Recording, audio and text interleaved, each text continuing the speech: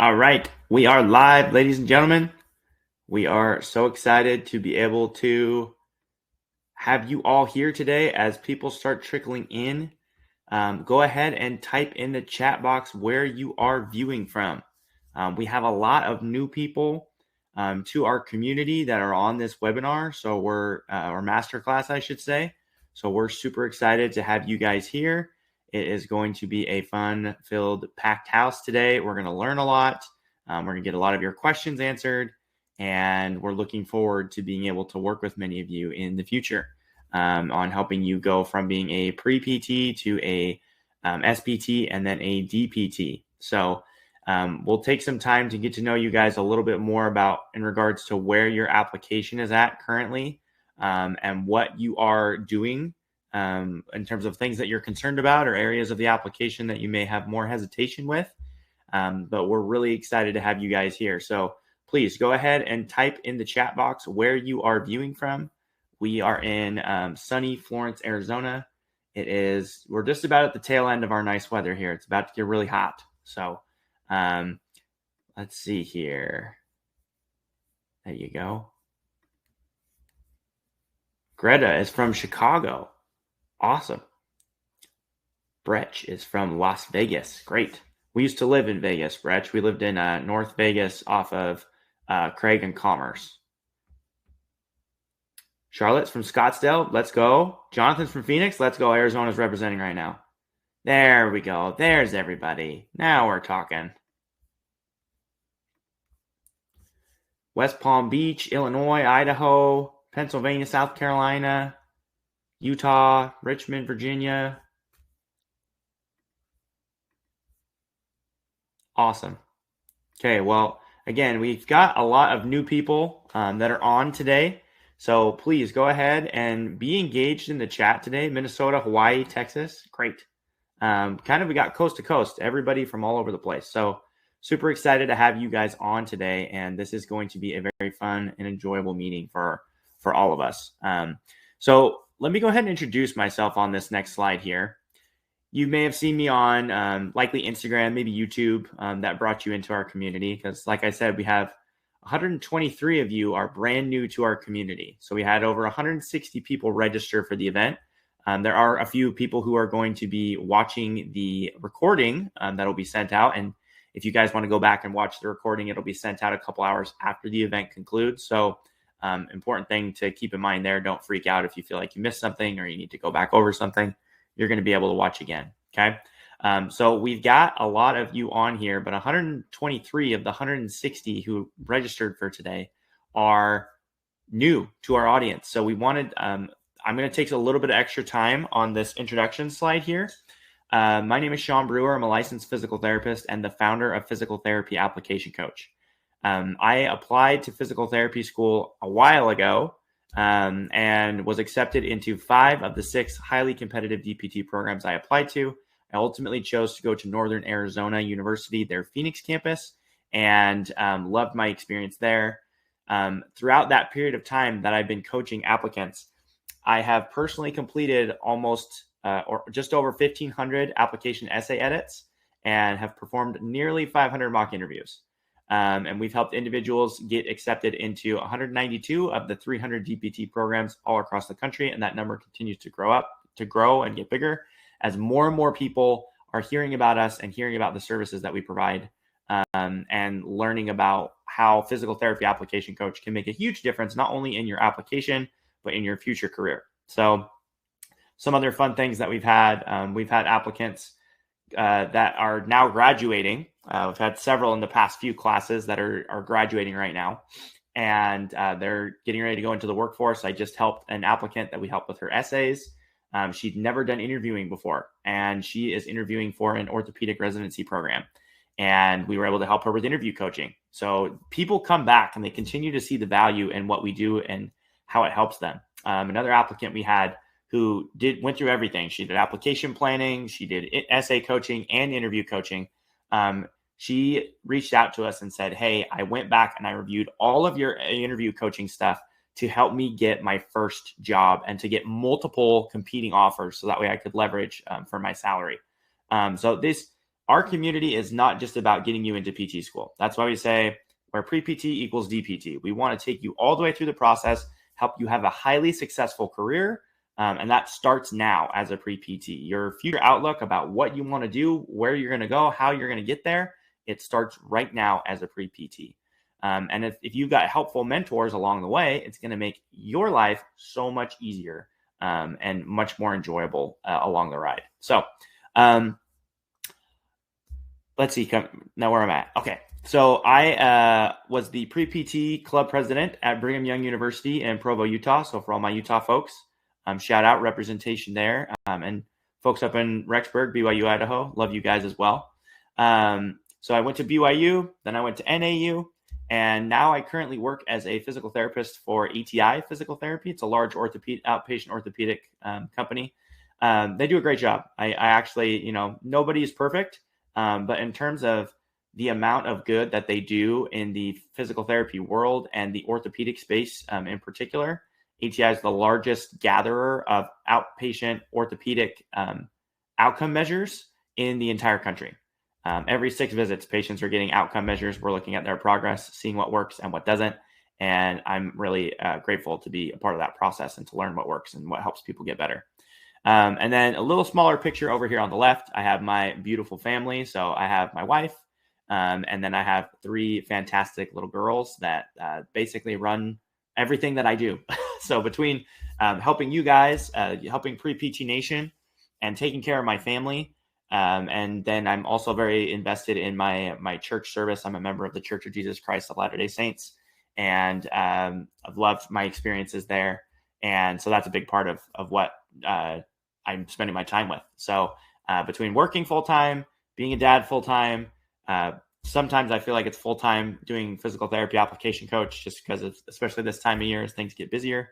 And then my church callings definitely keep me on my toes, but I love it. I love staying busy and being able to help people achieve their goals. So that's a little bit about me. I want to get to know you all. So I've got a few polls that I'm going to send out. So I'm going to start this poll, display the results, and publish. Okay, so I want you guys to go ahead and tell me, when are you planning on applying to PT school? Okay, for the vast majority of you, hopefully it's going to be anywhere in this range, the first 3 answers. If you have no clue, hopefully by the end of today, you are definitely going to know for sure. Okay. If you are clueless though, don't feel bad. I appreciate you being honest. That's awesome. This is basically how it shakes out. We have some people who are applying in the next few cycles, which is great. You are in the right spot. You are going to learn so many good and useful things that will help you. And the majority of the people that we work with are people who are getting ready to apply right now because they're thinking about pre-PT stuff all the time. Okay. So let me go ahead and we'll go ahead and put that up. But right about 70% is for this current cycle. Just under 20% for the 25-26 cycle. Just above 5% for the 26-27 cycle. And then 6% of you have no idea what's going on. 10% now. So we're going to help you. Okay. We're going to help all of you, everyone in that spectrum. If you have physical therapy school on your radar at all, we are going to help you. Okay. All right. So now let's reset this poll here. There's the results. Now let's do this next one. Publish this. What is your biggest area of concern with your pre-PT application? Okay. GRE is killing it right now. Essays, all of it. I feel like a lot of the people who said, I have no idea, and all of it, they're just like, man, I don't know what to do. Right. And again, you are in the right spot. We're here to help you. We're here to provide you with answers to your questions. Lots of people with essay questions, which is good. All of it meaningful extracurriculars. Nobody for letters of recommendation, which is good. You guys must have that all squared away. Okay. All right. So this is going to keep fluctuating a little bit, but let me end the poll and show you guys. So there's the biggest areas of concern. Most of you actually aren't too concerned with your GPA, GRE, observation hours. Letters of recommendation, PTCAS essays is mainly the most. I guess I'd say in terms of like a concise area, PTCAS and your essays are the biggest, and then all of it after that. right? Just the whole thing kind of wrapped into one. You're worried about your application as a whole. Okay. All right. One more poll we're going to run. All right. So which of these best describe how you are feeling about applying to PT school? You're excited, anxious, you feel inadequate, terrified, or you lost. Anxious and stressed is totally normal, guys. So that one's winning out right now by a good amount. This is a time where you want to lean into that stress, or what we call eustress, right? We don't want you to be distressed. We want it to be eustress, where you're feeling positive and you're using that to motivate you to go do productive things to help you. Okay. All right. So let's go ahead and end that poll. So that's how things shook out there, right? So I'm pumped that you guys are excited. This is a fun time in your life. You are getting ready to move into the next phase of your career. Everything you've worked so hard for is leading up to this point. Okay. And anxious and stressed, again, that's totally normal. It's not a bad thing to feel that way. And now, if it's consuming you to the point where you can't sleep at night and you are getting sick, then obviously you need to dial it down a little bit. But feeling a little bit of discomfort and kind of on edge about getting things done, that's good. That's your body's way of prepping you for something that's important. Okay, so for scanning this QR code that's right here, go ahead and get that out of there. So this QR code, if you scan it, it takes you to our Linktree link that is assigned to our Instagram page. If you aren't connected with us on Instagram already, I highly recommend that you go ahead and connect with us, okay? We are posting 3 to 5 posts per week. We also have a YouTube channel where we're uploading videos multiple times a month. Every week, we're taking our reels from Instagram, putting them on our YouTube page. We have a free email newsletter that gets sent out either once a month, but most of the time it's twice a month. We have an application checkup and what if calculator, our top 50 recommended DPT programs list, cheapest DPT programs in the US list, and these are all free again. And then we have regular Pre-PT live masterclasses like the one that you guys are in right now. And we also have coaching products available to assist you with your application planning, essays, and interviews. And if you ever have questions that you want to message us directly, you can always email us at info@physicaltherapyapplicationcoach.com, or you can send us a DM on Instagram, whichever is more convenient for you. But if you don't already follow us on there so you can stay up to date, we also have a really fun thing we do every Tuesday. It's called Tip Request Tuesday, where we submit a story for you guys to upload your questions that you have, and you guys help set the content for a lot of what we post. There's a lot of it also that we're specifically like, okay, you guys need to know this. But we wanted to balance that and say, we want to address the questions that you guys have right now, because chances are, if you have those questions, other pre-PTs have them as well. Okay. All right. So let's move on. These next few months and years for your application have tremendous consequence. I alluded to this at the beginning of the masterclass, okay, when I was in the opening there. What you decide to do now in large effect will impact what happens for the rest of your career. And I'm not trying to say that to be hyperbolic or to be over dramatic, but if you take your application seriously, there's implications for what happens next in your career as a result of this. Things that you learn today can very well alter the course of your entire career, as well as your financial future. Okay. Now, what I mean by that specifically is some of the things I'm going to share with you might rock your worldview on what it means to go to the best physical therapy schools. Okay. What does that actually look like? What translates into the real world into people being successful as PTs? So we'll talk about that a little bit and avoid some of the deceptions and the traps that we have in higher education and academia, where the name and the brand does not mean very much of anything in the realm of physical therapy. This isn't like a Harvard or a Stanford MBA program, which if you go to Harvard or Stanford MBA, compared to other programs, you're going to graduate and make $60, $70, $80,000 more starting a year than someone else who goes to just a regular old MBA program, right? So there's reason for that.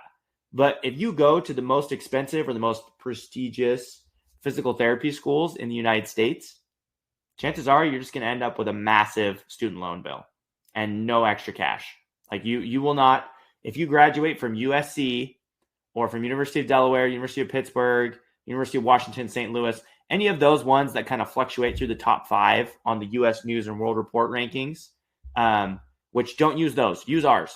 Okay. And I'll talk to you guys about why that is and why the way that we look at it is much more holistic about what actually matters when you get out of school. Okay. But the choices that you make, whether it's dialing in and being focused during this masterclass or listening to our advice and taking advantage of it, it is going to have a tremendous impact on your career if you choose to. You can just come and listen and be like, oh, that was nice. But if you are dialed in and engaged and you take notes, make a plan and go execute, you're going to have a much more successful career than if you just sit here on your hands and wait for something to happen. Or you just say, whatever, and you move on to the next thing in your life. Okay, so agenda for what we have today. We're going to talk about why program selection is the new secret sauce for pre-PTs to get into PT school. Okay, why it's so important. How to determine where you should apply and what you should look for. So going back to what I just kind of went on my tangent about. What pre-PTs can boost their application. PTCAS navigation and an introduction into PTCAS. Help you get a jump start on your PTCAS essay. Because guess what, guys? We already have the PTCAS essay prompt. It's almost exactly the same as last year's. It's a little bit different, but I'm going to give it to you today. And then we're going to share an exclusive and limited time offer that you have to work with us here at Physical Therapy Application Coach to level up your application and your career. Okay? So when can and should I apply? For those of you who are clueless about when you should apply, hopefully this will help give you some clarity. And guys, please, if you have questions, put them in the chat box. I'm sure you're not the only one who has the questions, okay? And I'll go through, if I don't get to all the questions as I'm going through the presentation, I'll go back through and review them. But by all means, as things come to your mind that are relevant to what we're talking about on that slide, go ahead and drop it in the chat box. So in order to begin a physical therapy program, a doctor of physical therapy program, you must have all of your prereqs completed and your bachelor's degree earned before you can begin the program. The earliest you can apply is the summer between your junior and your senior year, okay? You can have some planned or in progress prerequisites, but you should shoot to only have 2 or 3 by the time that you apply. Now, to clarify on that, you're likely going to have to follow up with the programs that you're applying to ask them for your particular situation. If you have too many, or if you have enough prereqs completed, or you have too many pending or in progress to apply. It's definitely an important thing to do is please don't be shy, don't be bashful about reaching out to programs because they want to help you succeed. And if you get the best answers directly from the horse's mouth, that's the best option. A lot of people will ask us like, how come you don't know everything about every single program? Well, because guess what? Every year things change for those programs. And you want us to keep 300 programs straight? We have a lot of things, a lot of tabs that we keep on our favorite programs, right? And those are the ones that are, we'll talk more about what those favorite programs are here in just a bit. But for those, we know more, but change is constant. And so if you're going to get the most accurate and up-to-date information, you can go on the PTCAS dashboard and see the changes that programs are posting. You can contact the program liaison or the email address that they have that's assigned on their PTCAS page. You can go visit their program-specific website. All of these things are available to you to make sure you get your questions answered directly from the source if it's not an obvious question about how to do something in PTCAS. If it's specifically related to how the program evaluates you or if you're going to have too many prereqs planned or in progress, you definitely want to double check on that one for them. But in general, we tell most applicants, if you have 2 or maybe 3 prereqs planned or in progress by the time you apply, you're totally fine. Schools understand it's hard to get all those prereqs completed before you graduate. So if you're waiting or putting off completing your physics or your chemistry classes until after you apply, you're not the only one. You just have to make sure they're completed before you start PT school. Then gap years do not negatively impact your application. We've had a lot of people ask us about gap years, taking 1 year off between when you graduate and when you start to apply to PT school. It's totally fine to take one, but definitely take them with a purpose. Don't just take one just to take one. There needs to be reasoning behind it. If you're like, you know what, I haven't had any time to get any observation hours and build relationships with other PTs. That's a good reason to maybe take some time off if there's no way that you can get it done reasonably, or if you have to retake prerequisite courses, or maybe you're like, you know what, I'm just going to work for a year and save up a bunch of money. Everyone has a different story to tell. Okay. So it depends on each individual circumstance. I can't tell you just a blanket statement of if it's a good idea or not for you to take a gap year. I just always hesitate when people are like, I'm so tired of school, I need a gap year. Because a lot of life happens in those gap years. Okay. So if you have a purpose and you have a plan, you have things that you're working on, chances are you're probably still going to maintain that momentum. But if you're just like, I just need a break, and then you're going to let the waves take you wherever they take you, chances are your plan's going to get thrown off the rails. And that is not a good thing. We don't want to do that. We don't want to have that. Okay. All right. So program selection. This first picture here of the gentleman throwing a dart at a dartboard, that used to be how people applied to PT school. They would just say, well, I'm going to apply to PT school. Or it's my time to apply to PT school right now. So I'm going to go ahead and just randomly pick out a couple programs. And they don't look at the program until right before they apply. And this is so dangerous because if you don't begin with the end in mind, chances are those are the applicants who have to reapply. 9 times out of 10, the applicants who have to reapply are the ones who did not look at the programs that they needed, the requirements for applying to that program until right before they applied. You should be at least looking at them ahead, 6 months ahead. Ideally, if you can start 2 or 3 years ahead of time and you can identify what the requirements are for these programs, you're going to be so much better off. The second picture is what we want you to be. We want you to be a sniper, be targeted, zoom in on these programs, know exactly what their expectations are of the applicants that are getting accepted into the program, and do everything you can to match your application portfolio to what they're looking for. There's a Q&A question that popped up. I wanted to come up here. What do I need to do? What do I need to do observation hours? Ramadan, we'll get to that, okay? That's a good question, but we're going to cover observation hours in just a minute, okay? All right. Now, program selection. PTCAS openly shares when you log into PTCAS, the average number of programs that most applicants apply to is between 5 to 6, okay? It has never been easier to start comparing DPT programs using the PTCAS program comparison tool than it is now. It's so easy. Ever since they made the PTCAS program comparison tool, it is infinitely more effective for you to be able to look at programs, to figure out what you need to do to compare them, and to make sure you are aware of what you're getting yourself into when you apply to physical therapy school. I don't say that negatively. It's just important to have your eyes wide open and to understand this is the total cost that I'm going to be expecting to come out from this program with. And if that's something that you're okay with, and on top of that, you have a plan for how you're going to tackle it when you come out of school. And no, that doesn't mean for everyone you're going to pay off your student loans super fast. For some people, that financially just does not make sense. Some of people, it's like, you know what, I'm just going to take the tax bomb, do a forgiveness plan, or I'm going to go work for a hospital and I'm going to do a 10-year forgiveness plan, whatever, right? You have to be proactive and to look at this, right? Greta, how do you look at who has already been accepted? I'm going to show you, Greta. I promise. I'm going to show you, okay? So if you use the PTCAS program comparison tool, you are going to know what statistics you need to shoot for to get accepted into that program. It's going to give you more time to get to know the program and how they evaluate their applicants and help you choose the most affordable program to help you better position yourself financially. Because I'm telling you, regardless of how much student loan debt you come out with or what your plan is to tackle it, that dollar amount is going to have an impact on the rest of your life. And that impact could be if you go to a much cheaper school and you pay off your debt a lot quicker and you're like, you know what?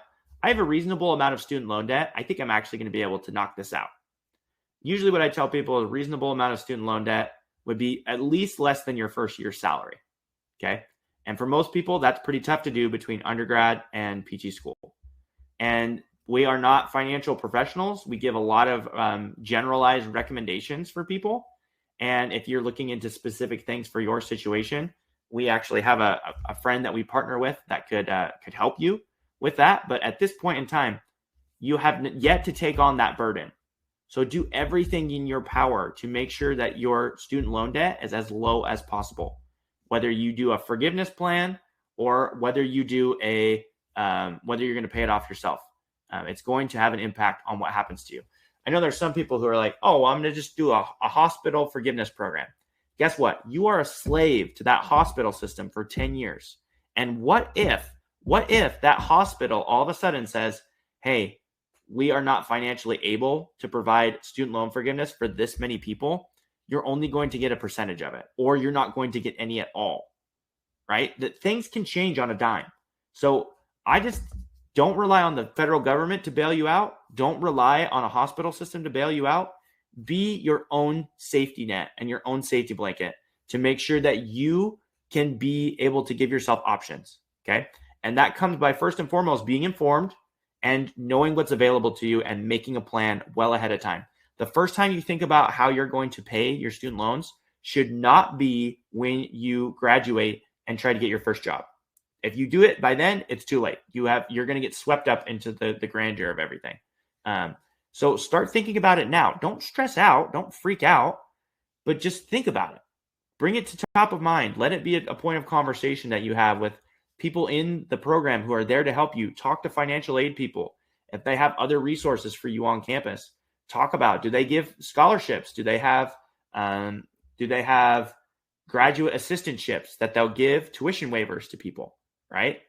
Either way, get to know the programs. Find out what you can do to be successful. All right, so this is the PTCAS program comparison tool. This is some screenshots that I took from a search. I've got schools from all over the country. So we got Cal State Long Beach, Ohio State, Rutgers, Texas Tech, University of Florida. Okay, so some bigger name schools from kind of around all the different corners of the United States. So when we look at this, we're going to look at, it's hard to keep all of them organized because the columns will continue down, but more or less you're just going to remember these underneath these same exact columns, you're going to have the data that applies to these schools. Okay.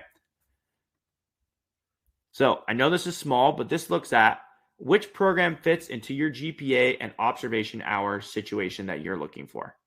So this also gives you the number of references that are required by the program right up there. The PT hour requirements, there's for Cal State Long Beach, it's 100. And then you go on down the line, the number of required hours varies from school to school. And it's also important to ask the programs, required hours doesn't necessarily mean that minimum is the amount of hours that people have that are actually getting into that program. Okay. We have a general rule of thumb that we give people, and we'll go over that in just a little bit, of a good amount of hours to get, not because of the total quantity of hours, but because of the relationships that you're going to build with the therapist that you'll be with. That's what matters more than anything. And the patient experiences that you're going to have, that will matter more than anything. Now, where things get really interesting and where you get a ton of useful information is you can look here. It has the minimum GPA overall for undergraduate. That's the minimum requirement that the program requires. And then you have the average GPA overall for accepted students. Okay, so these are students who've gotten into these programs. This is the average overall GPA at these different programs. Then you have minimum prerequisite GPA. Okay, and then you have average program-specific prereq GPA. All right, so you can go through and look at those. And as you see those different options, you start to get an idea, if you know your own numbers, of where you stand in that circumstance with that school. And we have a recommendation of, if you are 0.3 or 0.4 below, so if you, for this, let's say this Cal State Long Beach here, their prerequisite GPA is a 3.7. If you are a 3.4 or a 3.3, you may want to consider retaking some prerequisite classes so you can boost that GPA. Doesn't mean that they won't look at you, but you want to window dress and make yourself look as much as possible like their average accepted students. Okay, so here's an example of that. Let's say that I took anatomy and physiology my first couple semesters and I did not do that great. Okay. I was new to school. I didn't know what I was doing. And my other grades have been pretty solid after that. But let's just say, man, I really need to retake 4 credits of a C minus is killing my prerequisite GPA. Okay.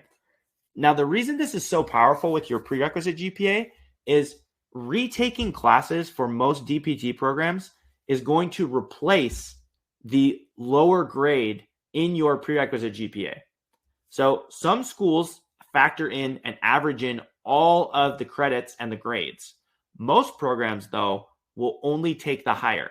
This is, again, a question that you should ask the programs you're applying to. How do you all evaluate prerequisite GPA? Do you accept retakes, the highest retake grade, or are you averaging the prerequisites together?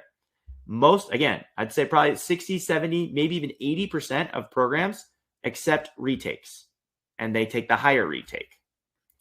So let's just say I don't even have to get an A+, right? I get a B+ and an A- in my anatomy and physiology class. That transforms my prerequisite GPA to a 3.45. All of a sudden, I am significantly more competitive than I was.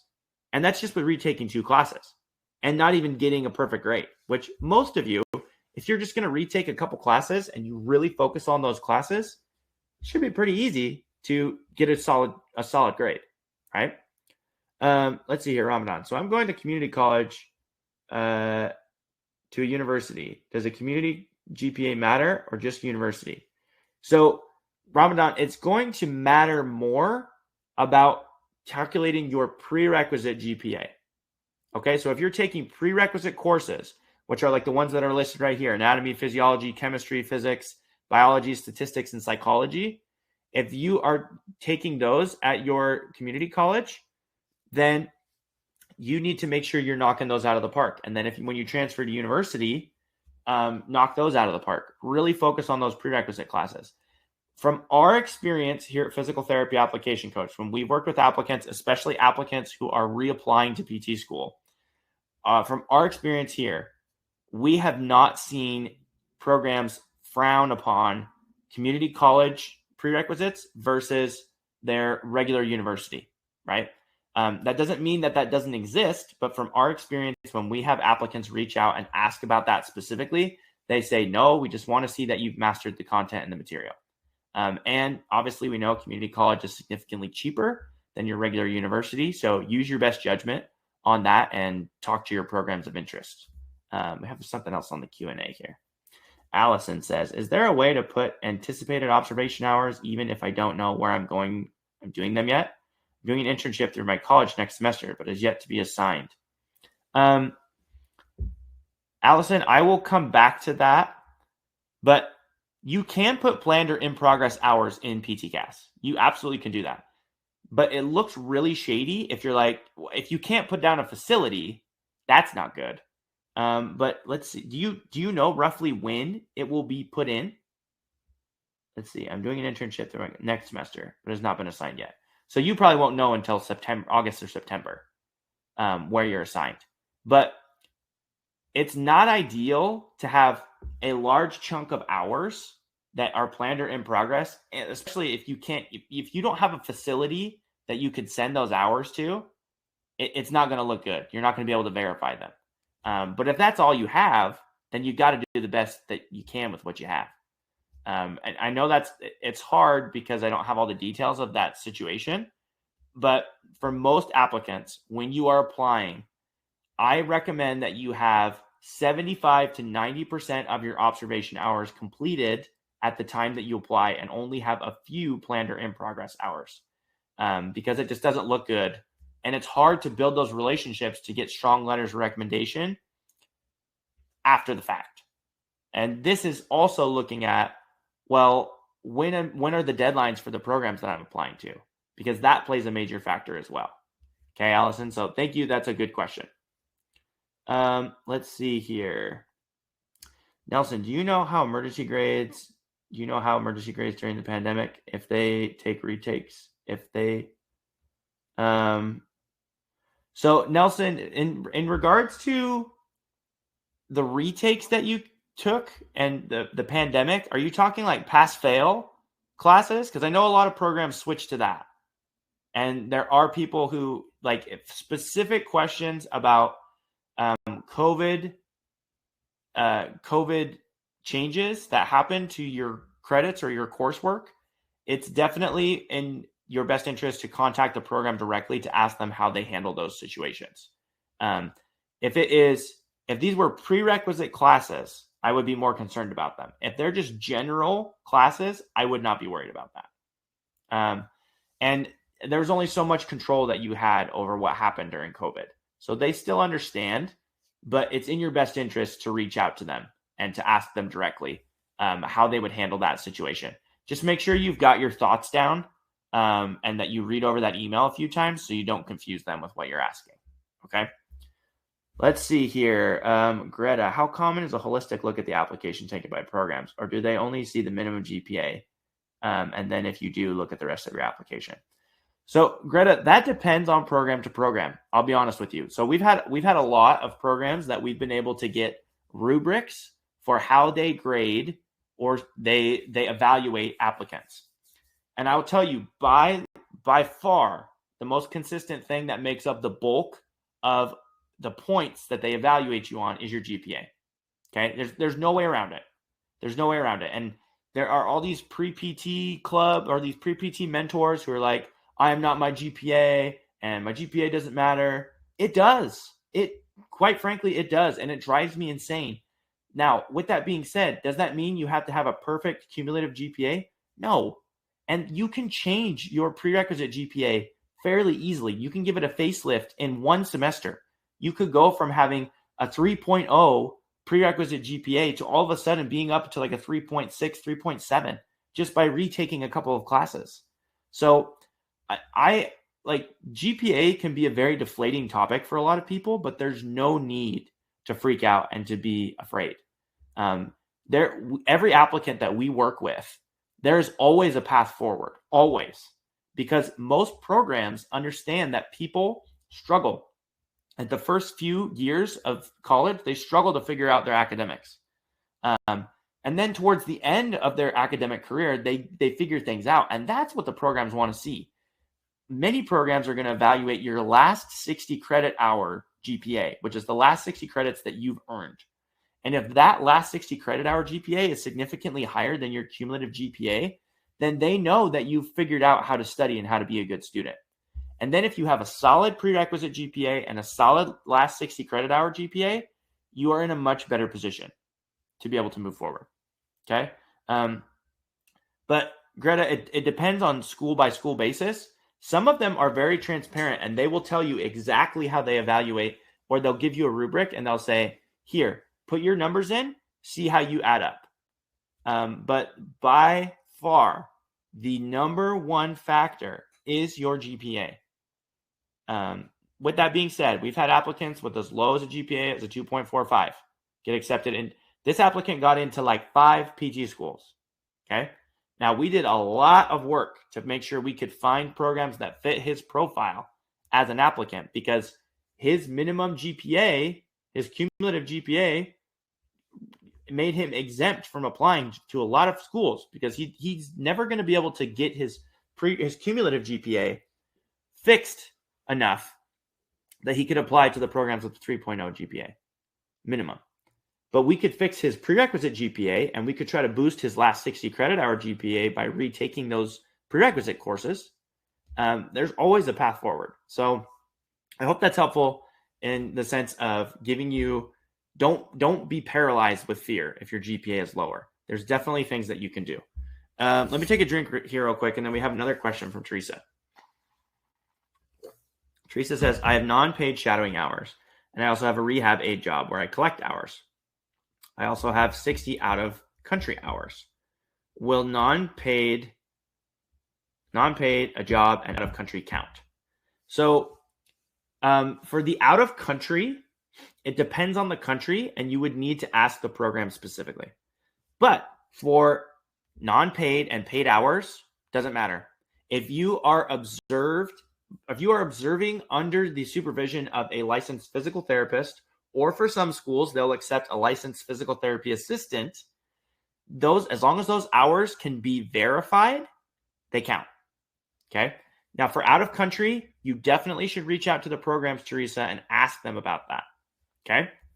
All right, let's move on before we get too far in the weeds here. Now, some of these numbers are a little small here when we look at student loan situation. But if you look at the total cost of education, right around towards the bottom, you have in versus out of state, right? Texas Tech, 48,000, basically 49,000, compared to, I don't even remember what this one was in the middle, Rutgers in state, $106,000. I mean, that's not a question to me personally. I'm going to Texas Tech if I can. So that's how the PTCAS program comparison tool is so helpful, you guys. So helpful. And there's a bunch of different categories you can look at. So here is your action item. Please create a working list of 10 to 15 programs of interest. Look for programs that are inexpensive. They have low cost of tuition, low cost of living in the city that you will be living in, and a high first-time MPTE pass rate, which is higher than 90%. Compare your statistics with the accepted class statistics, and then as well as your values and interests. And please go use the PTCAS program comparison tool. It is such a game changer. PTCAS, contact the PTCAS programs that you finalize your decisions with and ask them if your application is okay to proceed. Now, I don't mean that like you're not going to lay out everything for them. But if you have specific questions about, I don't know if this is going to count or not, like out of country observation hours, or what was the other thing that we talked about? Or classes taken at a community college versus a university, then go ask those specific questions. Okay. We have a question right here from Mr. Liu. I am not currently in the KRS. I'm assuming that's kinesiology rehab science major. And due to some reason, I can't switch major.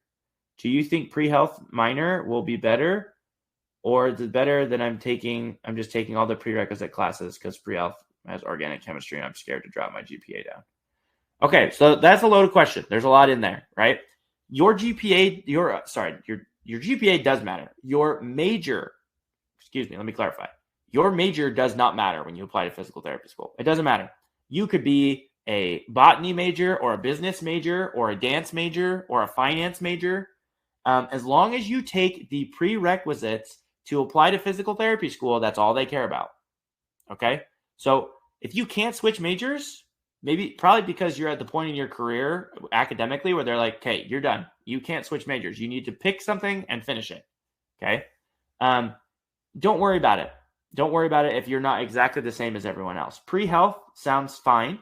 But if you have to take organic chemistry, then you have to weigh the pros and cons of that. But if you can't get out of it, Mr. Liu, then I'm sorry. I don't know what else to do. I don't know what else to do for you. So that's the kicker though for that. The crux of that question is no, your GPA does not, oh my gosh, I did it again. Your major does not matter. Your GPA definitely does matter. Okay. So pick a major, complete the prerequisite courses, do the best you can to have the highest GPA possible. And the last bullet point here, I want you to eventually narrow down your program list to 5 to 9 programs. 5 to 9 allows you to be able to have some flexibility and to spread out your risk. Okay. All right. I feel like GPA action items, we've talked about this sufficiently. There's GPA calculators that you can look up online to look at your prerequisite GPA and your last 60 credit hour GPA. Highly recommend that you know these things. You should know your cumulative GPA. You should know your prereq GPA and your last 60 credit hour GPA. So you know where you stand when you're looking at the PTCAS program comparison tool. And then identify any prereqs that you can retake if you have the bandwidth and the financially and time-wise to do it. Retake those classes. If it's going to take you, if you go into the what if calculator and you feel like you're able to go from a 3.2 to a 3.6 or a 3.7, absolutely, you've got to go for it. You've got to go for it. Okay? Sophia has a longer question here. I feel like it's hard for me to know what schools to apply to because I am close to a 3.6 average and still have a senior year left, but then I have tons of observation hours, research, different settings, leadership, a good trend in grades going up, etc. So I feel I need to apply to a lot of schools. I do already have a list of schools, but the only thing weighing on me is the GPA. 3.6 is just fine, Sophia. It's just fine. Compared to the programs, like, let's look at it this way. Let's go back to these. If this will go quick enough. Sorry. Webinar jam. There we go. Okay. So if we look at these programs at the bottom of the average accepted program GPA or prerequisite GPA, 3.7, 3.8, 3.6, 3.7, 3.67. Of these schools right here, you have a better chance at getting into the 3.6, the 3.67, and the 2 3.7s. You have a better chance of getting in there than you do the 3.8. But you're still within that 0.3 to 0.4 range for all of those schools. So you are competitive. I don't want you to freak out and think like, oh my gosh, am I going to be good enough?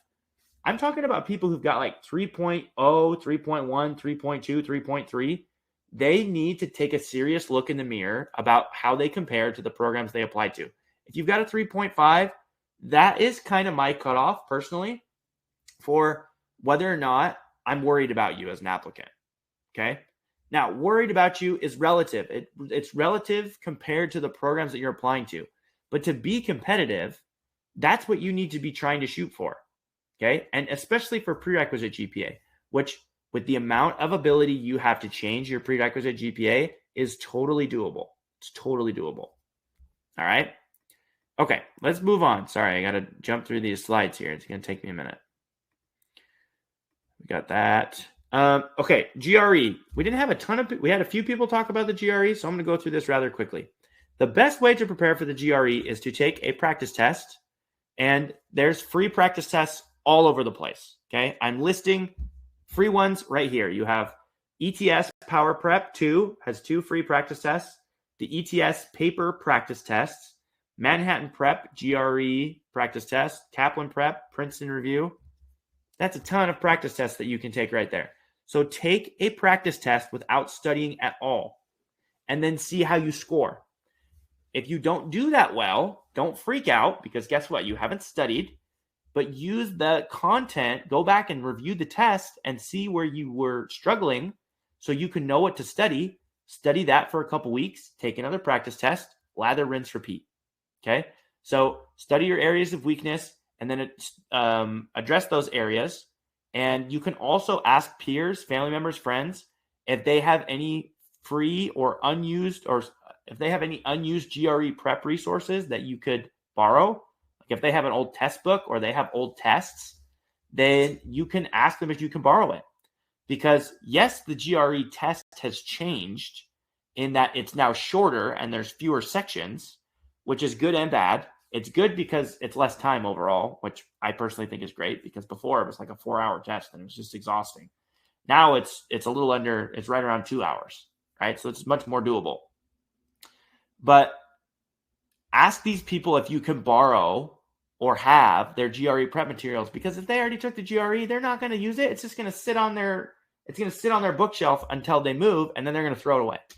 So ask them if you can use any of their prep materials. Most of those prep books have free practice tests, or not free, but practice tests included with them, and they may not have used them all. So ask them if you can use those things. And that is the process. If you are someone who is incredibly undisciplined and you have a hard time studying, then yeah, you're going to struggle, right? And you may have to say, all right, I either need to get a tutor or I need to get a study plan. Most people who are going to apply to physical therapy school are disciplined enough that they can take a practice test, review their test, study what they missed, and then do it, lather, rinse, repeat until they get closer and closer to those target scores that you can find on the PTCAS program comparison tool. We have a question over here. Let's see here. Daniel, how accurate are the GRE full-length practice tests on the ETS website in predicting your actual score? I mean, if it's from ETS, that's as accurate as you're going to get, if I'm being honest with you. I actually tell people, Daniel, that my recommendation is to not use the power prep tests until right before you're getting ready to take the test. So that way you get the most accurate idea of where your score is at. But yeah, the power prep tests from ETS, they're good. They're solid. You can trust those because they're the people who make the test. And all of those other ones, think about this. If Kaplan, Princeton Review, McGraw-Hill, whoever, right? Whoever has those practice tests, if they do a poor job of preparing people, they're not going to be in business very long, right? They're just not. There's some that rank higher than others, and we go and we review each year the ones that have the highest score in terms of preparing you for the test, and those are the ones that we recommend to people. Okay? All right, the chat here. When should you take the GRE? Teresa, that's a great question. So your GRE scores are good for up to 5 years. Okay, so you can take it anytime you want within 5 years of when you're submitting your application. So if you wanted to take it really early, your freshman or sophomore year, theoretically, you could take it then. But most people take the GRE when they're applying to physical therapy school right now in May or June or July of the summer that they start applying. Because PTCAS opens on June 17th. Okay. So you can start to have your scores be sent out to different programs because when you take the test, you get 4 free scores sent to different programs. And that's a little bit of a gamble. Some people don't want to do that because they're not sure what their score is. And they'd rather just wait, see what their score is, and then you have to pay $27 to have your test report sent to the schools. And you can find this, guess what, on the PTCAS program directory. If the program requires the GRE, what their GRE code is that you have, it's like a four number code that you put in, and then it will be sent to that program. Okay, so they have to have it sent that way, so then they can be able to assign that to your application in conjunction with you reporting your own score on PTCAS. Okay, let's see here. Sammy, I've gone to a few different schools. When I apply, do I need to submit transcripts from every college that I've attended, even though my current schools have those on my transcripts? Yes, Sammy. You need to do it. Every institution that you've obtained college credit from, you have to get a transcript from there. Even if this was like dual enrollment credit that you got in high school. Okay? That's a common thing that messes people up. It has to be from the programs that you earned it from. So that way they can verify it. Okay?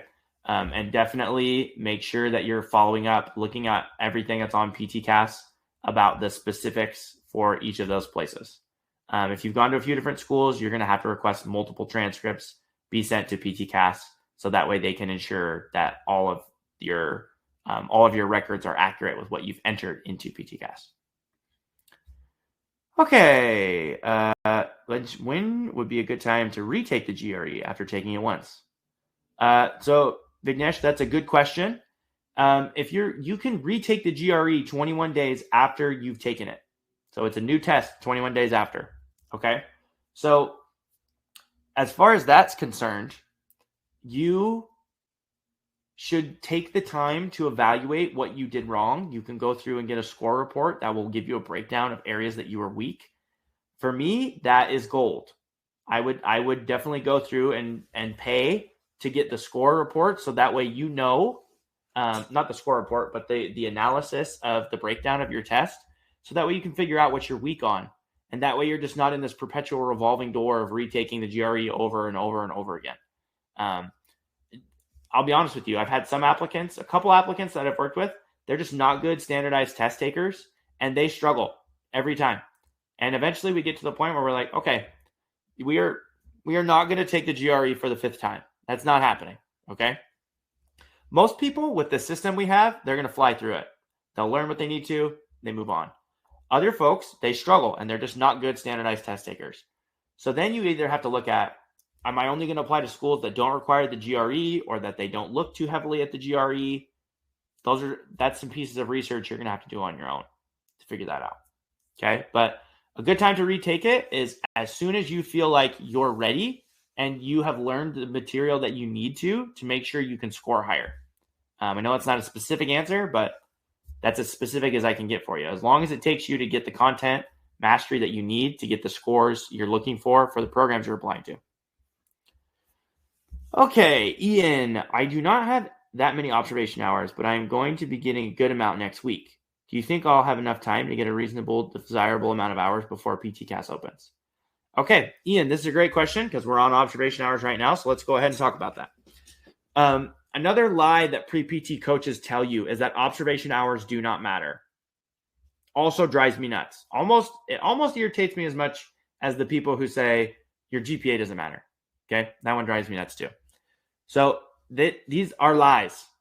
Observation hours matter, but it may be different than what you're thinking. It's not the quantity of hours. It is helping you determine if you really want to be a physical therapist, which if you find that out now before you apply, if you do or don't, if you don't, great, go find something else to do. There's a lot of other good jobs that you can pursue. If you are like, this is it, this is my jam, I want to be a physical therapist, great, you've committed to that. Now you know for sure this is what you want to do. Helping you understand the scope of physical therapy and the different areas of physical therapy, go out there with your eyes wide open. Go look at settings you maybe have never heard of before, or settings that you're like, I don't know if I would like that. Don't just go to your traditional outpatient orthopedic.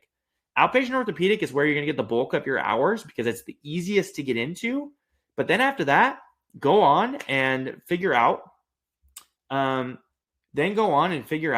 you need to do to get other diverse settings so you can figure out the full scope of physical therapy. These experiences, observation hours, are going to give you patient interaction stories for essays and interviews, which is absolutely gold and is a requirement for our system.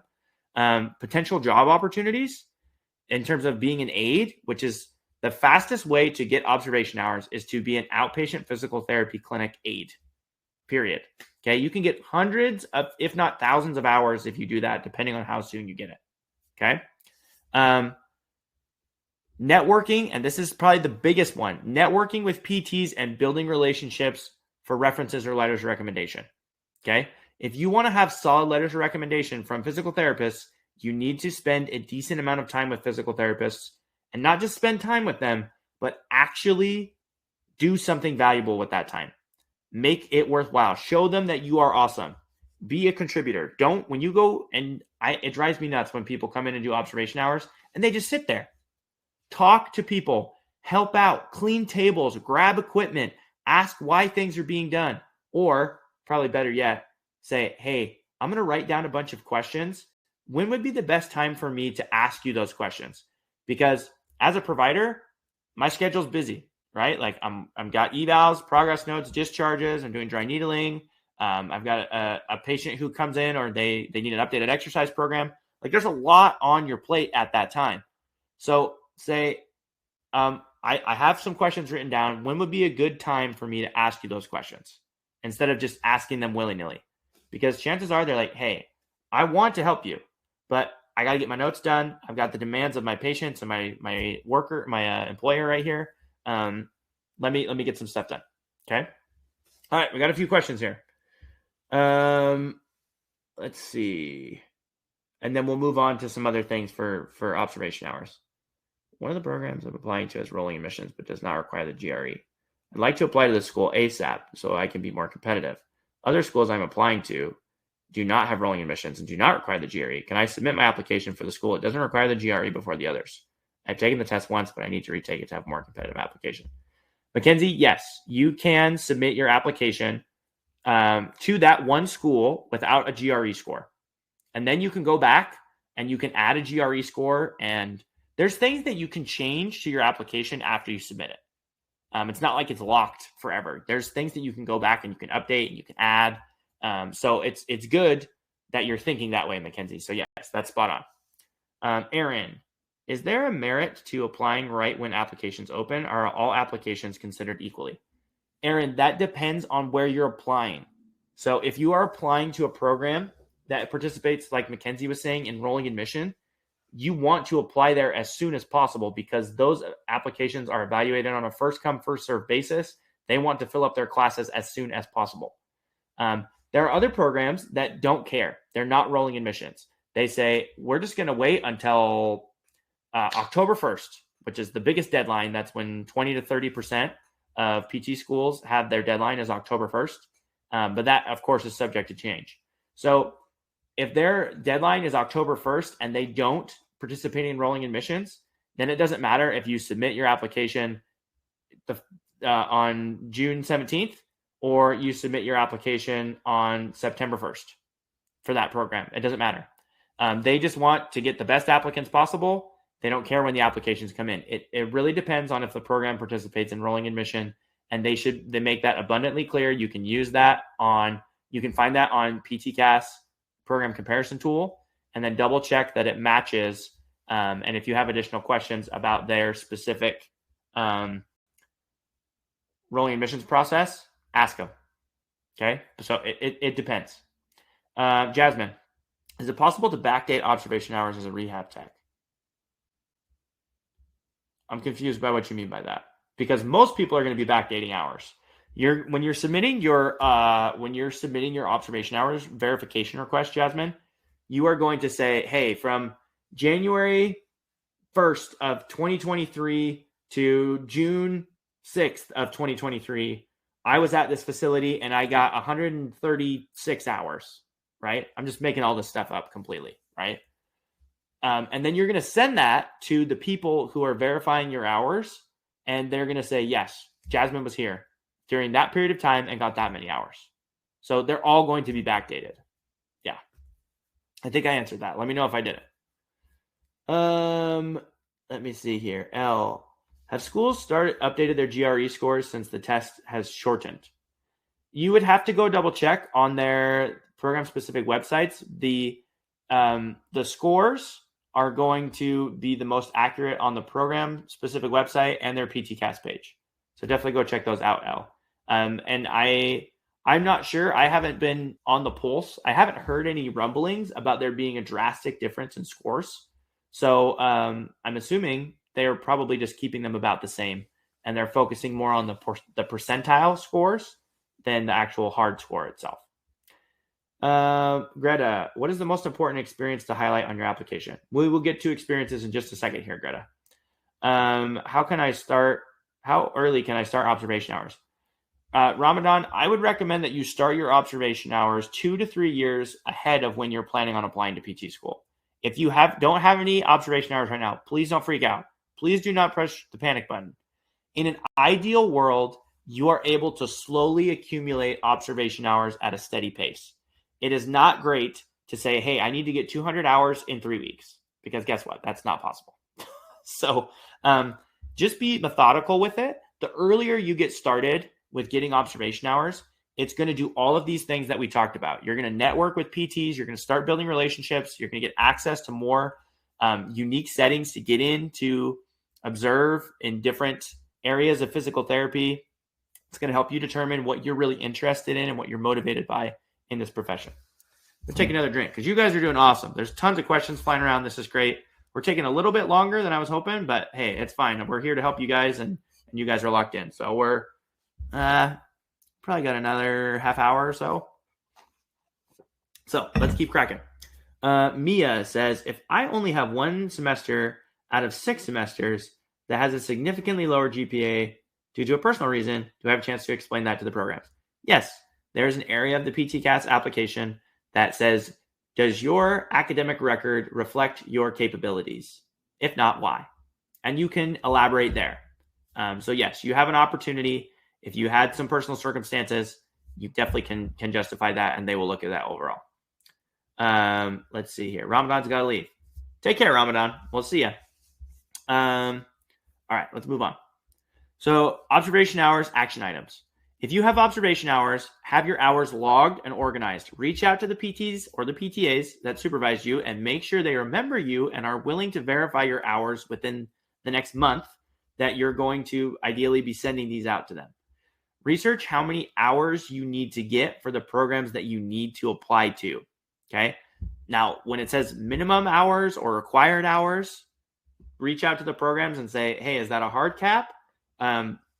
I just tell applicants the general rule of thumb that we have is called the 3-5-4-6 rule. It's 300 to 500 hours spread across 4 to 6 different settings.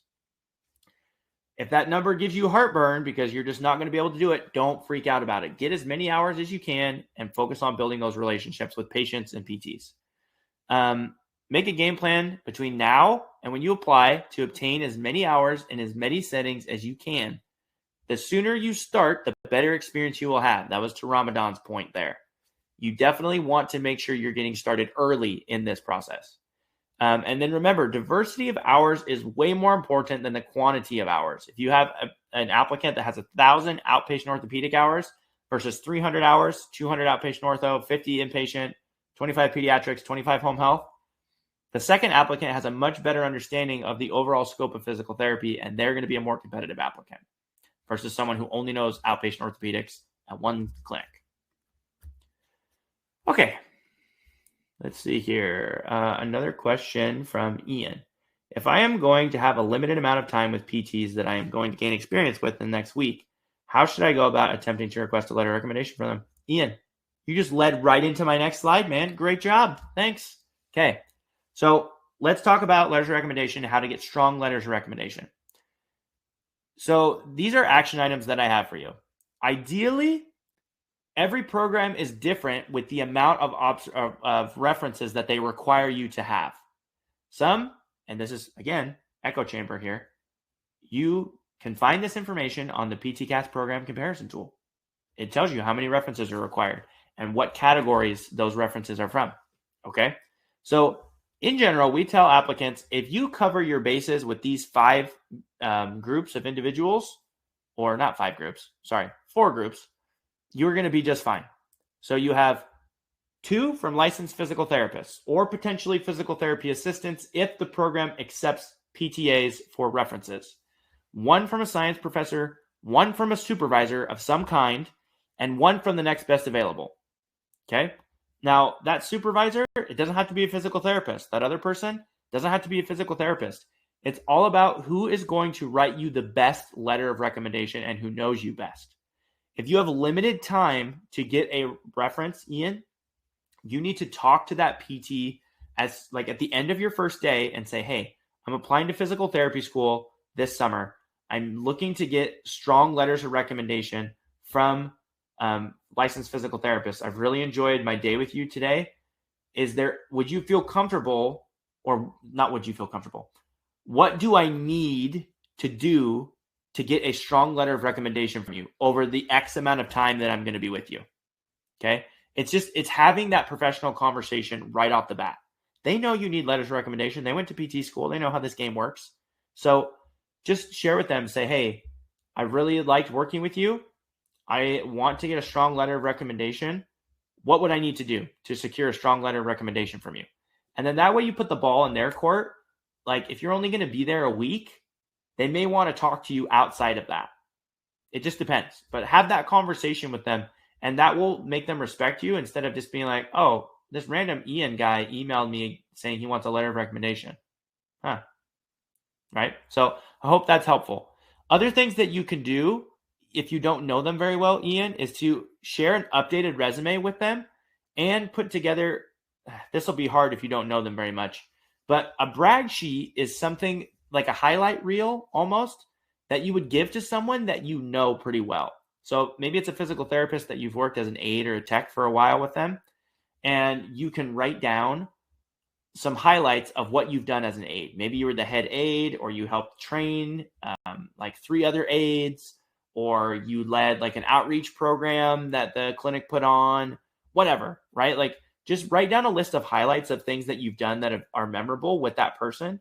Maybe as a professor, with a professor, maybe you started a study group, you attended office hours frequently, you were always engaged in class during class discussions, you were an active participant in all their group projects. Like just give them easy stuff to write about and put it together for them and say, hey, I'm just giving you this. This is my updated resume, and this is a list of highlights that I've given you from when our time together of things that I did that I thought would be that you could potentially include. You can use them if you would like to. I wanted to just make this as easy as possible for you. So that's a brag sheet or a highlight reel. And guys, I have a YouTube series out. This is one of the more important and the more popular videos I have.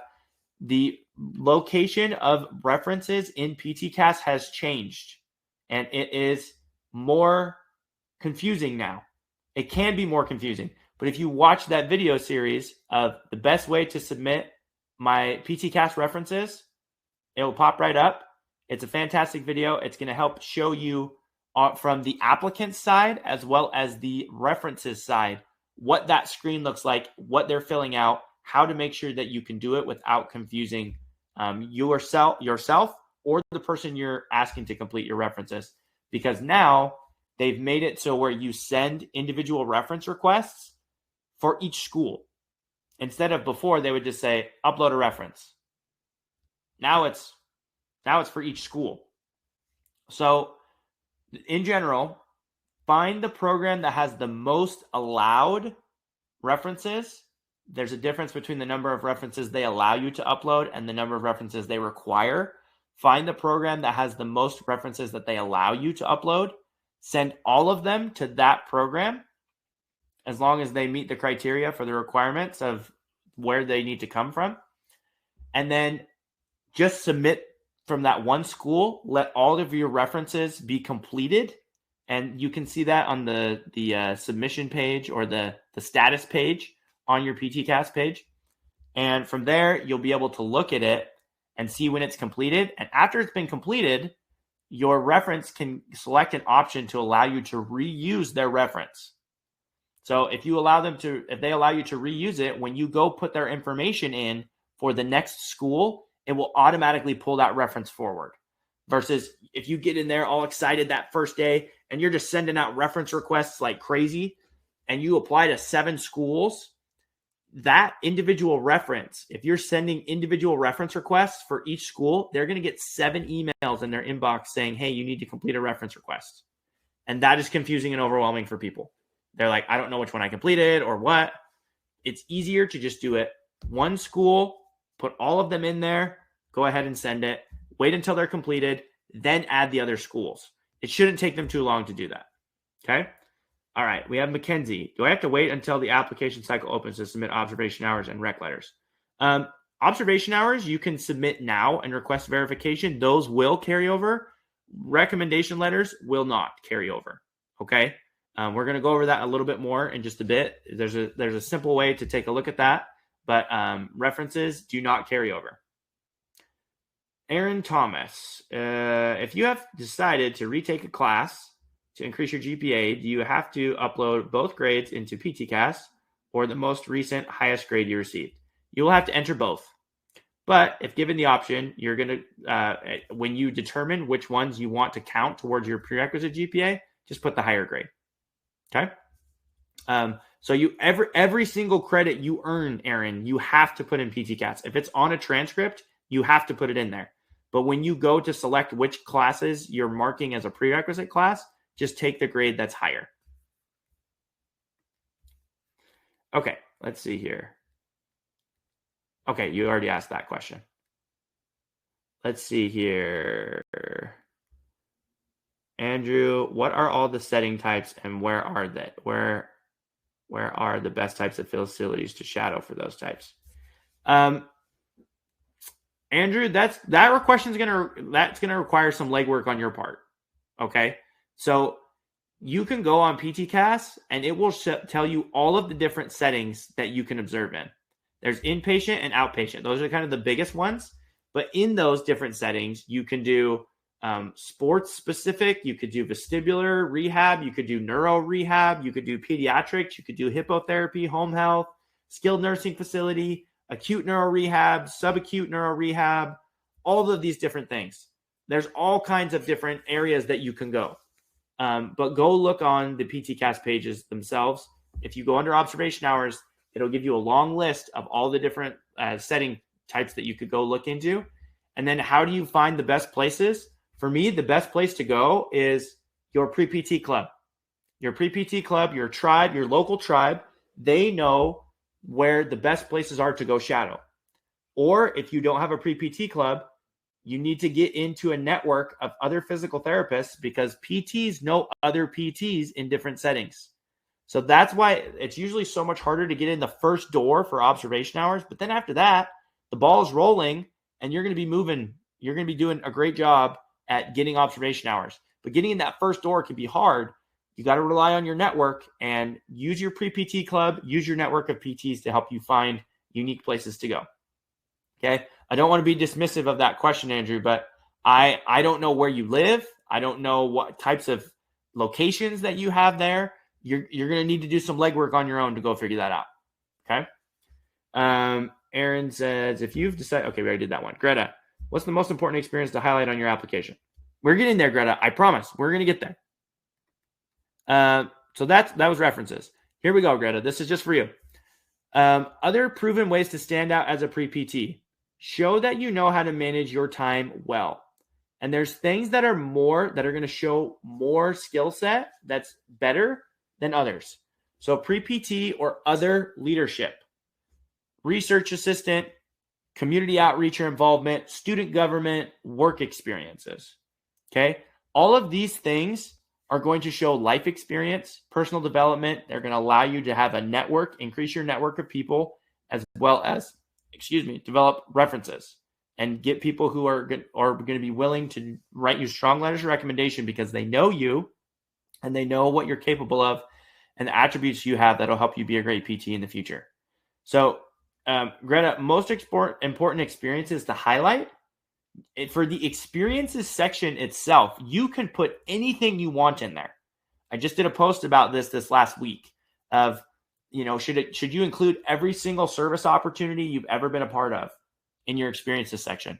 I don't know if I would include every single one, but the ones that are more meaningful or that I spent more time on, I definitely would include those.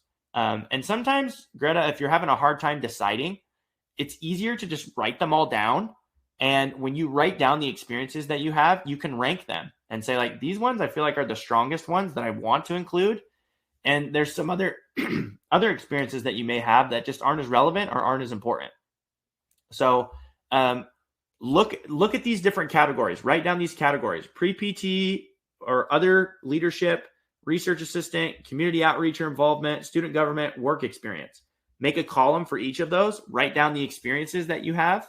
And then from there, you can rank them and include which ones would be the most effective for you, or the highlight your brand and what you're bringing to the table the most.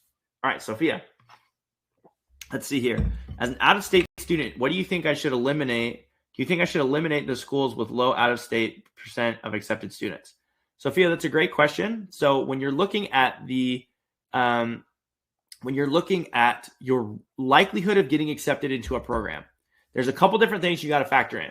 So when you're looking at this, you're looking at how many students apply to this program versus how many programs get, what is their accepted class size, and what % of in versus out of state students do they take. So when you go through and you look at the PTCAS program directory, if your numbers are close to where they are and they have they take a higher percentage of out of state students, you have a greater likelihood of getting into that program than in Texas. They cater to Texas residents.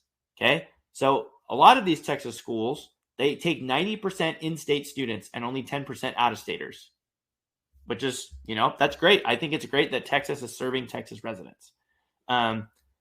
So with that being said, like, I applied to a Texas school. I didn't know those numbers ahead of time, but then I saw when they did their presentation that I only had a 10%, like they only take 10% of their class from out-of-state students. And I said, well, shoot, my odds of getting in here aren't very good. I was accepted there, but I didn't choose to go there. I loved UTMB, but it wasn't the best place for my wife and I, for my wife to get a job, to work as a dance teacher. Galveston is a little out there. It's a little far away from Houston. Would have been fine, but Galveston was about 45 minutes away from a major city. So anyways, use that to help you make decisions with that, Sophia. Okay. All right. We're now getting into PTCAS, and then we're going to get into essays. I'm going to talk to you guys about the coaching package that we have. Okay. So PTCAS stands for Physical Therapist Centralized Application Service. And guys, you've been doing so great on the questions. I'm going to hold pretty much all questions now until the end, just so I can get through the presentation for everybody else who's kind of pressed for time. So please put them in the chat box, but I'm not going to be looking at the chat box or the Q&A box until the end at this time. Okay. So this is the homepage for PTCAS. You have program, personal information, academic history, supporting information, program materials. Let's go to the next one. PTCAS, places to start. When you open PTCAS on June 17th, this is where you should start, okay? You should request your transcript or transcripts if you have multiple institutions that you've obtained college credit from. You should send your GRE score requests, but you're going to do that via ETS, the ETS website, the people who host or have the GRE, and then you need to send those out. You should send out your observation hours verification request forms. That's found in supporting information, okay? Reference requests should be sent out the day after PTCAS opens, the day PTCAS opens. That's found under program materials. And I talked about that one before, right? Find a school with the most references allowed. Let your references know to reuse the reference option. You can send them my best ways to submit your PTCAS reference requests. And then once you've submitted the reference, then go add them on to other schools and it will pull through for you. Begin working on your essays as soon as possible. This is found in the supporting information. This is your PTCAS essay in particular. This is going to be the most time-consuming part of your application is your essays. If you're going to work on them, you need to start working on them early so they can be meaningful and impactful. And then you fill out the rest of the PTCAS windows once you are exhausted from working on your essays. If you do this in this order, it's going to be just fine. I know people are like, well, what about my transcript entry? That is not hard. You get your unofficial transcript, you put in the information exactly the same, and then that transcript that you request from PTCAS is going to match up exactly with what you've put in. Okay? And then just go chronologically. We don't need to complicate this. Just go chronologically and roll from there. Okay? All right. So each application cycle, PTCAS wipes their database clean, but allows some information to carry over for reapplicants. Okay? For you eager beavers, you can enter information into PTCAS and have it carry over. All sections of personal information can carry over. All sections of academic history can carry over. All sections of supporting information, except for your essays, can carry over. So that includes observation hours, verification request forms. Everything else under program materials, don't touch it. Okay? It's going to just get wiped out of the system. But if you wanted to get off the webinar today and go into your PTCAS account and start dumping information in, you can do it there. Okay? You can do all of these sections for personal information, academic history, supporting information. Okay? As long as you're not submitting your application to a program, nothing is final in PTCAS as far as that goes. And then even after you submit, you can still add stuff to a lot of different sections in PTCAS. Okay. The new PTCAS essay prompt for the 2024-2025 application cycle is, every applicant is unique in their own way, possessing individual attributes, abilities, and backgrounds. What unique traits will you bring to the physical therapy profession that will help you to be successful? Go ahead and put your thoughts in the comment box, but what do you guys think of this prompt? It's almost word for word identical for the last prompt. I think they just wanted to clarify things, and I really liked last year's prompt, and I like this one too because they're basically the same. They just changed the wording a little bit. But it's great. I really like it. Do you guys have any thoughts? As you go ahead and put stuff in the chat box, I'm going to keep cruising through just to make sure we have enough time to get through everything. Okay. So some of the most common mistakes that we saw from last year were people focusing on telling and talking instead of showing and telling. They were only focusing on one story or experience. They were sharing too many ideas or stories. They were writing about how other people are awesome instead of yourself or instead of themselves. They write a pre-PT travelogue, which is like, well, I started school and I wanted to be a pharmacist, and then I wanted to be a PA, but then I was like, I don't know if I want to take chemistry or organic chemistry. So then I was like, I'm going to do PT. Please don't write that. Please don't write that. That is such a waste of time. Okay. Writing about your own personal injury experience, just like everyone else. This is so common that people talk about this. And there is a way that you can do it effectively, but you've got to know how to gauge things correctly. Okay. So On average, we only keep approximately 10 to 15% of any draft that any applicant sends us, no matter how much they've worked on it. So please don't be glued to your first draft. Don't get committed to it too soon, because chances are we're likely going to kill it and start over, or Frankenstein it, keep some of it, carry on to the next draft. Your application essays are likely the most important essays you will ever write, but you've likely never been trained on how to do it in school, because this is a different kind of persuasive essay. This requires you to know yourself, to know your experiences, to know what is personalized and unique about you, and be able to share that with other people. I like that you guys, Jonathan talks about this in he makes a comment, the character limit is rough. All PTCAS essays are 4,500 characters. Characters, not words. Please don't do that. We've had applicants do that. They send us these massive essays that were such a waste of time. 4,500 characters is basically a page and a quarter to a page and a half, a single spaced, depending on the font that you use. Okay, it's not a lot. Jonathan's right. Great opportunity to talk about character and perspective. Good job, Charlotte. I like all those comments that you guys made. It is direct. It's straightforward. It's good. 2020 to 2022 and even 2023 application cycle, we had a lot of people that came back to us and let us know your essays were what got me into my interview. The essays that you helped me write, they got me interview invites or acceptance offers. Okay, Sammy, I like how direct it is, but also I don't know where to start with it. We're going to help you with that, Sammy, okay? So what are the raw materials that make up a great essay? Stories that showcase your strengths. You want to focus on being authentic, using imagery and emotion. This way you create a picture in the mind of your reader, and they believe that you're being honest and genuine about what you're telling them. You also need to make sure that you hook your reader early. Think about how many hundreds or potentially thousands of essays these people are going to be reading. Yours needs to stand out and stand out quickly. We don't have a lot of time to sit there and have this long, rambling, winding intro. We have to get on it quickly. So we teach our applicants how to just jump right in and to grab your reader, bring them into your world, and then project yourself into theirs. Okay, and we'll talk about how you do that. Show me, don't tell me. Okay, so give me evidence. Show me a story. Don't tell me what you would do. Show me what you have done and how you will use those skills and attributes in the future. And then the last one is be a victor, not a victim. This is a tough one to talk about for a lot of people. Some people, when they write, they send over an essay and they want people to feel bad for them. And if they feel bad for them, they'll let me into PT school. That's not how this is going to work, folks. Be a victor. Talk about what you've done to overcome obstacles and issues that you faced in your life. Okay? If you guys want to, you can go back and look over the sample essay. Heck, I'll go ahead and read through it, and then I'll give you the differences here. When I decided this is someone who started with us before they were coached about their essay. When I decided to study abroad with semester at sea, I envisioned myself hiking over the Great Wall of China, skydiving over the Cape of South Africa, and gazing at the Taj Mahal at sunrise. What I was not prepared for were the unexpected moments I would share with the locals I met in each country, and the fact that several of these moments would completely alter my outlook on the world and my career path. I'd always known that I wanted to go into the medical field. Interesting. Okay.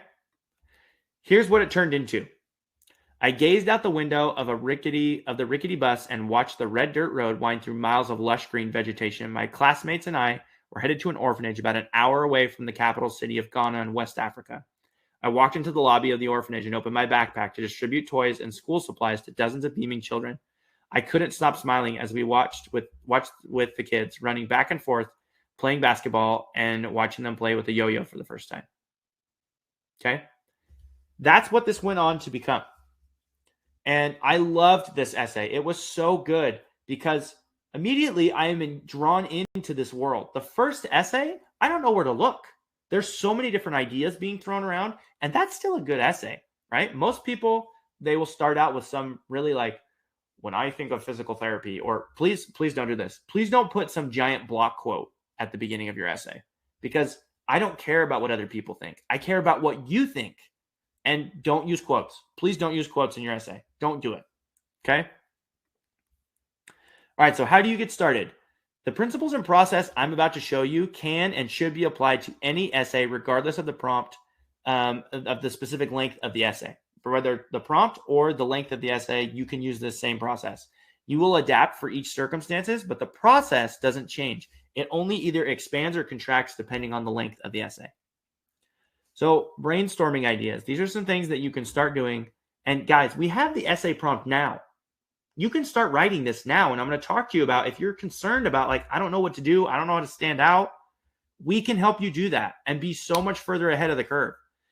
You can create a bulleted list of key items. You can do mind mapping, 10-minute free write, use stories to give your essay structure, and talk out loud. These are some of our favorite ways to get people's creative juices flowing if they're having a hard time. Okay, I'm going to take you through the same process that we take applicants through on their first appointment with us when we are editing their PTCAS essay. No joke. And if you take this exercise seriously, we're going to go quickly, but if you take it seriously and capture some ideas, you're going to have a huge jump start on writing your application essays. Step number 1, talk about why you really want to be a PT. How does PT allow you to help people and use an understanding of anatomy in a way that you can't in any other profession? What are your future professional goals? What patient populations do you want to work with? What do you hope, and what unique way are you going to serve these patients? Step number 2, take an inventory of your greatest strengths. You're going to have 2 buckets. One is going to be your hard character attributes, and bucket number 2 is going to mostly be around your soft skills or your people skills. And you just start writing down words that align with those different things. Some people have a hard time. If you don't want to do the 2-bucket system, just make a list of your greatest strengths. And if you go through this exercise, it can be difficult. I know it's hard to think and write about yourself, but you have to do this because your essay needs to sell these strengths organically. You're playing Inception with the mind of your reader. As they read your stories, they're going to see you demonstrating these strengths. And as you demonstrate those strengths, they're going to believe that you're someone who has the skills, the qualities, the attributes that they need in someone for their program and as a future physical therapist. Step number 3 is to take an inventory of your experiences that showcase your greatest strengths. You have non-PT related experiences, PT related experiences, ideally from the last 4 to 5 years. And you want to make sure that your stories focus on why you are awesome, not about other people. It's not about the patients. It's not about the PTs. It's about you. You need to show us why you're awesome because you're the one that's applying to get into school. Please don't be altruistic in this essay. Now, granted, you need to talk about yourself. You can show altruism, but you need to show your altruism. Show how you are awesome. Show why you deserve to be a future student at that program and a future student physical therapist. Okay, step number 4, you're going to select 2 experiences that best showcase your strengths. Choose one origin story, and this typically should not be a PT-related experience. We want to talk and show you outside the bounds of physical therapy so that way they can get to know you better, and it's easier to remember you. If you talk about physical therapy right off the bat, you might blend in with everybody else, right? So this is what I mean. Bring them into your world, and then project yourself into theirs. Hook your reader early. Choose an experience that showcases your strengths. Use a lot of imagery and emotion. And then we're going to choose one patient interaction story. Choose an experience that showcases your strengths. Look for experiences that use a lot of imagery and emotion. This could be experiences that you've had as a tech or an aide, shadowing, observing. The more challenging the situation was with the patient and the more you did to make an impact, the better the story is because you have more strengths to write about. Okay, so those are the 4 steps. Again, I know I flew through this. When you go back and you watch the replay, you can go back and revisit those. Character count method. Break each essay down based on the character count and the content that you want to share. So here's an example, going back to what Jonathan said. You got 4,500 characters. How are you going to keep yourself organized and stay on track? This is what we do, okay? Origin story, 1,000 to 1,200 characters. Origin story recap, 500 to 800 characters. Patient interaction story, 1,000 to 1,200 characters. Patient interaction story recap, 500 to 800 characters. Conclusion, 1,000 to 1,200 characters. Obviously, easier said than done. But these guardrails keep you from having one story balloon and get too big because it is very common excuse me, sorry, my throat's getting a little dry. It is very common for people to overshare some aspects of the stories without talking about their strengths. Okay. So if I was going to distill everything I just word vomited at you over the last hour and a half into just a little bit of a summary right here. Program selection. Do this first, please. If nothing else, go look at the programs. Look at PTCAS program directory. Okay. Have a list of 10 to 15 schools. Apply to 5 to 9 of those. GPA. Know your numbers. Focus on boosting your prereq and your last 60 credit hours. GRE. Take practice tests. Let data drive your decisions with how long you need to study and how close you are to getting to your target score. Observation hours. Diversity over quantity. References. You can shoot for 5, 2 from licensed PTs, 1 from a professor, 1 from a non-PT, and 1 from the next best. Make sure that you know you're getting the references that are required for each individual program that you are applying to. Extracurriculars. You're going to focus on leadership, work, research, service experiences. And then in PTCAS, you can fill out personal info, academic history, supporting information, but save program materials and your essays for later. And for essays, you can get started now if you have a guide and if you have an idea what you're going to write about. Okay, I literally just blasted you guys we're drinking from a fire hose right now, okay? Now, these are applicants that we've worked with over the past few years, okay? They come from all over the country. They have backgrounds that are as variant as the regions of the United States. And it has been so fun to get to know all of them and to get to know their stories and what unique things they're bringing to the table. And this is just a small snapshot of the few people that we've worked with. Last year, we had almost 100 SA customers that we worked with. And that was a lot. That kept us busy because we were helping them with their PTCAS essay and their supplemental application essay. So we were hauling during that period of time. This is just a snapshot of a few of them over the last few years. And that many of these people are going on to graduate right now. Some of them are getting ready to start their rotations, and others are just finishing up their first year. Either way, it's so fun to watch where these people go. And our ability to help you guys learn how to tell your story can change your life and your future career. So I'm going to give you guys a coaching offer. Information is good. Accountability and actions actually lead to results. I've given you so much information today, you might be like, I don't even know where to start. I have no idea what I'm going to start with. Having someone to give you a personalized direction and hold you accountable is the number one way to maximize your chances of acceptance into a DPT program. Now, we're going to give you 2 offers today, okay? So the first one is application planning and then essays. What I'm going to do on this next slide, let's pull this up here. There we go. Okay, so I'm going to go through application planning first. So wouldn't it be helpful if you had 5 program selection resources to help you streamline your selection progress, including using how to use the PTCAS program directory more effectively? The best free GRE prep material that's out there, we just republished this. It's fantastic. A template to help you ask your references for strong letters of recommendation, the most efficient and effective PTCAS checklist in the pre-PT community, and 1 30-minute one-on-one coaching session with myself to get all of your pre-PT questions answered.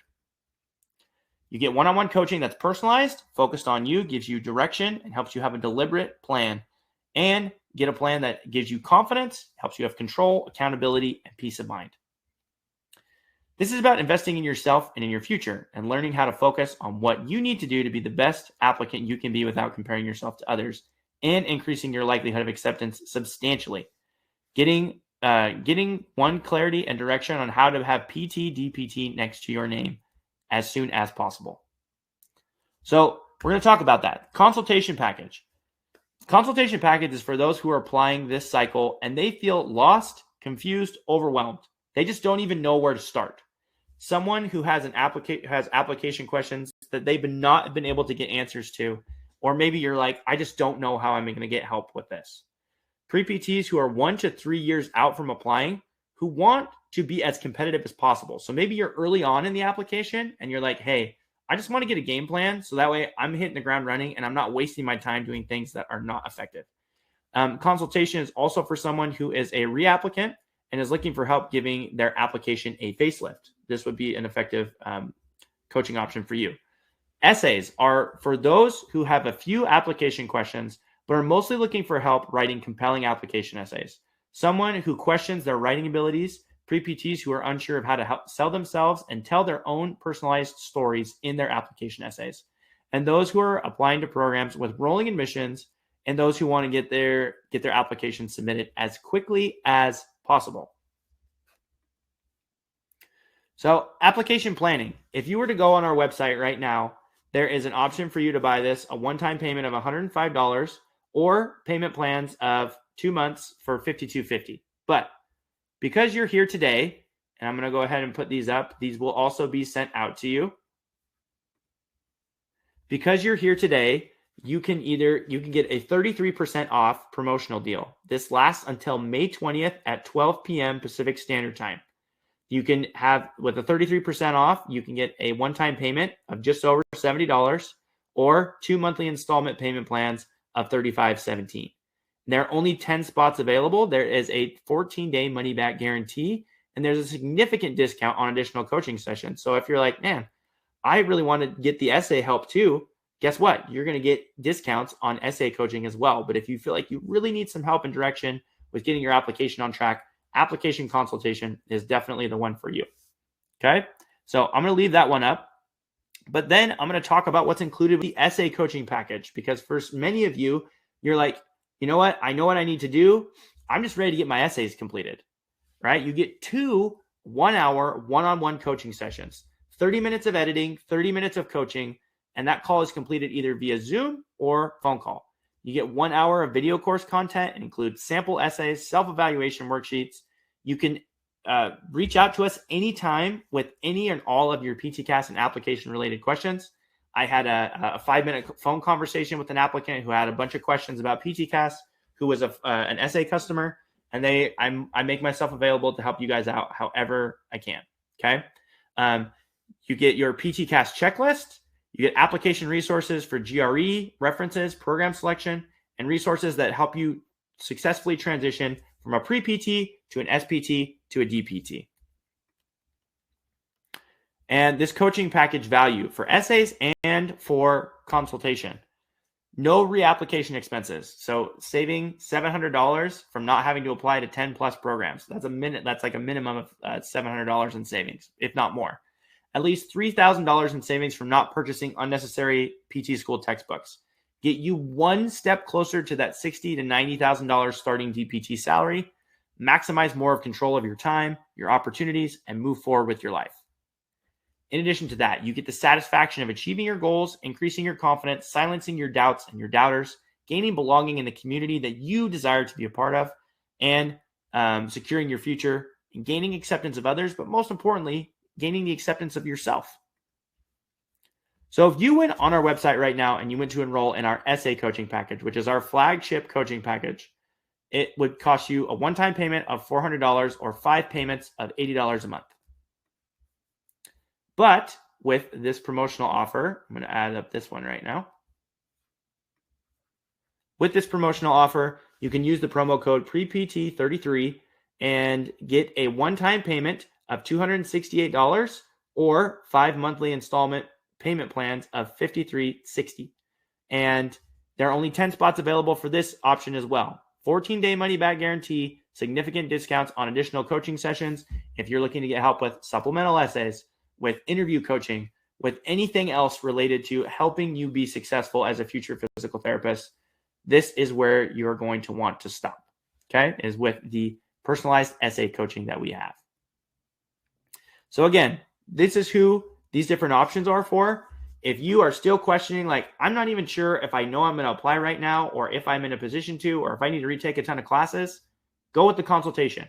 If you're like, I have a good idea of what I need to do, I've got a few questions maybe, but I feel pretty confident in my ability to start navigating PTCAS, and I'm just looking to get my essays completed, then the essays plan is going to be the one for you.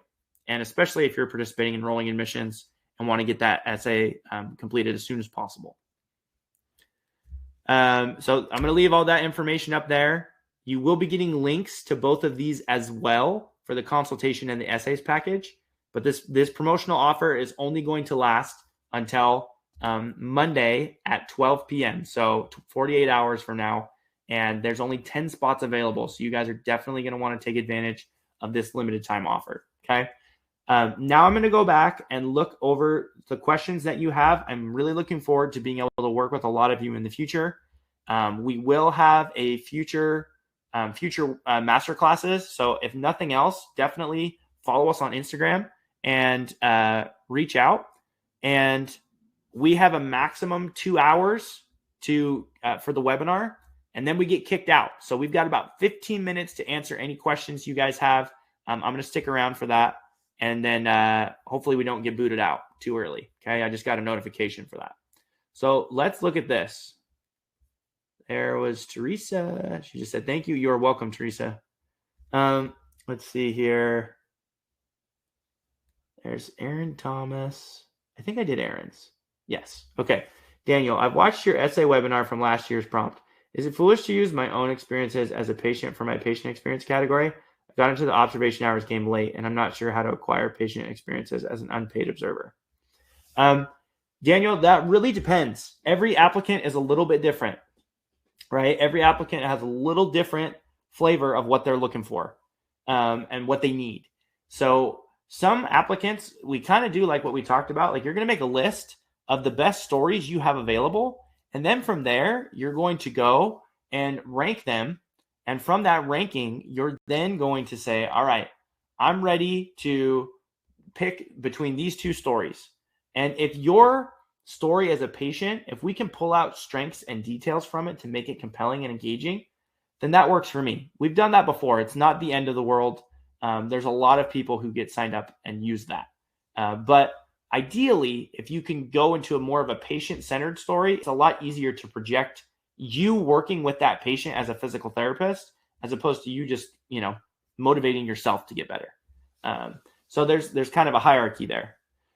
Let's see here. Vignesh, for observation hours, is working at an athletic training facility considered part of outpatient care? Vignesh, if you are getting observation hours under the license of a physical therapist, if they are observing you or a physical therapy assistant the whole time you're there, then that counts. If you are just working with athletic trainers, this does not count.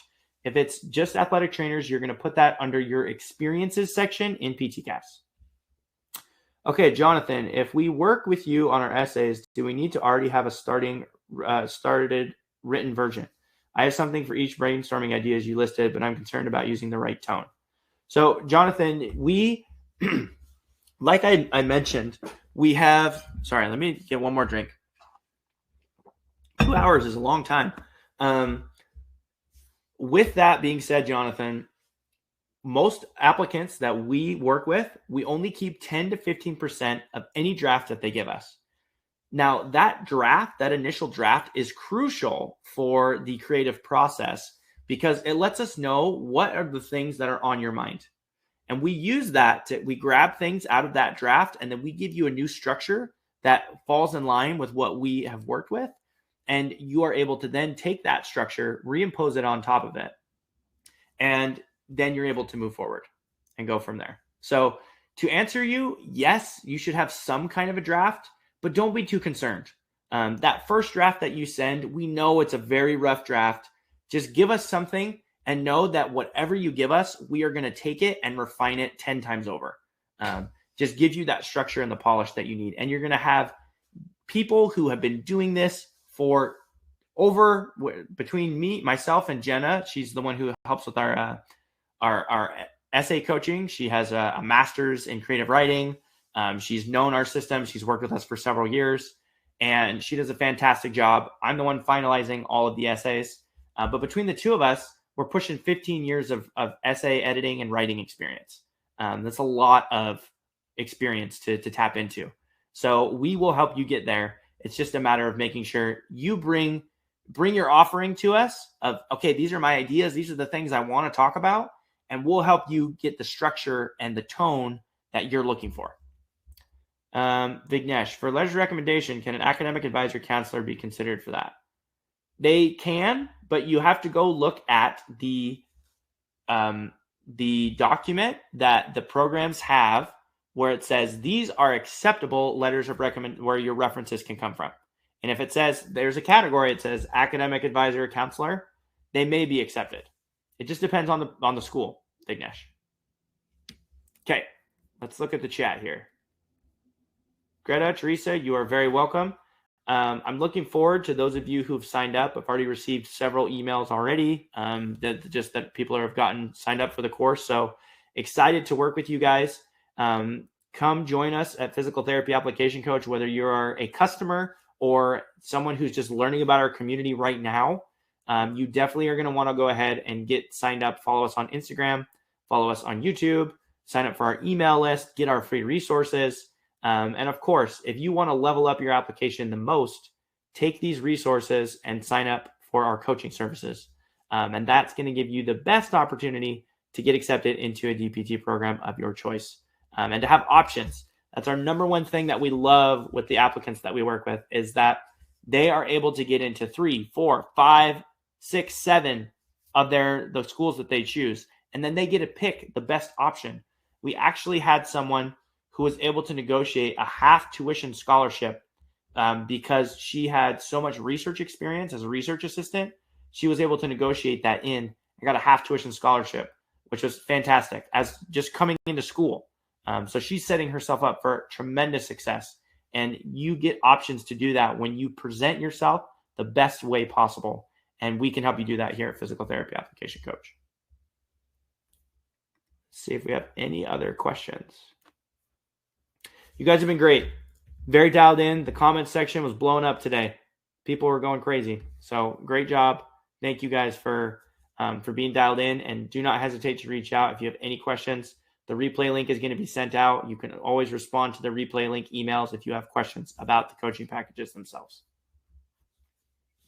You say I have 5 references. Does it mean we would submit 5 letters of recommendation? Would it look better to submit more than the minimum amount of letters of recommendation? So, Jada, that's a good question. The letters of recommendation, if you have strong letters, you should submit as many as they will allow you to. The reason why I use 5 is just to make sure that you cover all of your bases, because some schools are going to have different requirements than others with what they will require of you. They will say maybe you need some from PTs, from a professor, one from someone outside of PT. And the record that we've seen for the programs that there's one school that allowed 11 references to be uploaded, which was crazy. That's the most I've seen. It was, what was it? I can't remember. I can't remember the name of the school, but I remember the 11, and it was crazy. So definitely try to get as many references as you can, as long as they are strong references or letters of recommendation. If you're just trying to get references just to collect references, then you need to take a look at how strong those references are and if they really do know you well and they will advocate for you or not. And if they do, by all means, if you've got an army of people who are willing to go to bat for you and to say how awesome you are, by all means, put as many of them into your corner as possible. So I hope that's helpful. But the 5 number is just to make sure you kind of cover all your bases. You are welcome, Brandon. You are welcome, Nelson, Greta, and Teresa. Anybody else have any other questions? We got just a couple more minutes left.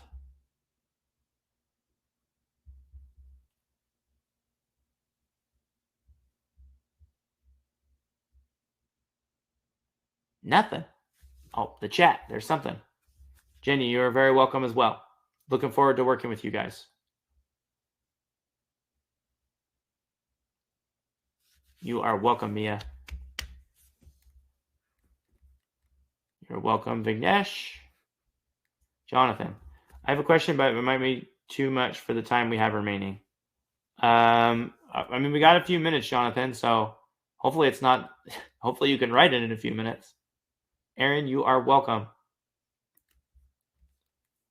Go ahead, Jonathan. You can put it in there. You'll probably be our last question because I think people are starting to trickle out. 2 hours is a long time, so you guys hung in there, made it work.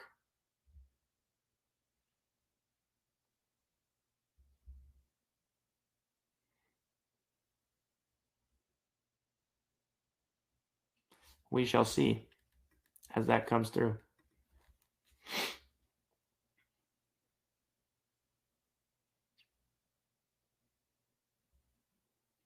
Maybe this is a long question. I still haven't heard anything from him.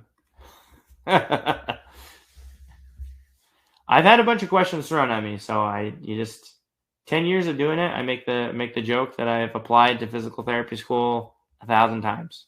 Okay, how important are extracurriculars compared to life experiences? This is the area I feel the most stress over. I have multiple sclerosis, and I want to talk about the impact it has had on my life in my essay. It also means I have lived a different kind of life compared to most applicants, and is not allowed for much extra stuff outside of classes. So Jonathan, that obviously, like, your experience is different than other people's, and that's an important thing to showcase and to highlight. I feel like you definitely, that's going to be something that's different for you. And how are you going to paint the picture of it and make it a positive thing? Or how has your experience with MS made you someone who is better prepared to be a physical therapist than someone else who does not have MS? That's the main thing, because we've had applicants that they have significant health problems, significant health challenges, and they let that define them. And instead of making it like, you know what, this disease has given me this perspective on life and this attitude on life, they just talk about it and make it like, again, a victim, not a victor story. Obviously, you didn't choose for that to be the case for you. You didn't choose to have MS. It's just one of those unfortunate things. But talk about it from the perspective of, what have you learned? How has it helped you to grow? How is it giving you the skills and the tools and the attributes you need to be a successful future physical therapist? And then it's going to be something that'll really make a difference, and that'll really add value to the people who are reading it. And they'll look at you and be like, wow, you know what? Like, that's really hard, but he's found a way to make things work and to be successful. That's also one of the things that you kind of run up against when you talk about sensitive issues like health issues or other mental health things. Like, it's kind of dicey, and we sometimes discourage applicants from just talking about that because we don't want people to develop a bias towards you. But if there's the right way that we can frame it and we can make it more of an optimistic, a positive thing, then you definitely can have a powerful essay that's very real and authentic because of your own experiences. So, good question, and we'll be able to work on that with you. Tips on how to make your essay flow between stories. My draft feels a little choppy right now. So Daniel, I think the main thing is, like, obviously without reading it, it's hard for me to give you a specific answer to that one. But the main thing being, it's how can you make these stories into a cohesive narrative about why you're going to be a great PT, and that how these experiences sometimes, like, they build on each other and they give you an opportunity to go from one experience to the next one and to grow and to be more prepared to work with other people. Jonathan, I'm not necessarily, like, you can only write so much about your experiences, as far as that's concerned. So I wouldn't be like, if you have not been able to physically do a lot of experiences, work with what you have, not with what you don't have at this point of the application. It sounds like you've done everything you can to do as much as you can. And that's all you can do at this point. And when we get to this stage of the application, it's not like you have months and months and years of runway to help you figure out how you're going to move forward as a physical therapist and as a future, as a pre-PT, to have all of these great leadership and observation hours and research assistant. Like, if you don't have it, you don't have it. And we have to look at what you do have and how we package and showcase and window dress that experience to be as effective as possible. Let me see here. Jenny, I've attended some of your previous webinars. I must say this was the most helpful. So thanks for your continued support for PPTs. Jenny, happy to help you out. I think it was you guys coming and bringing your questions always helps too. So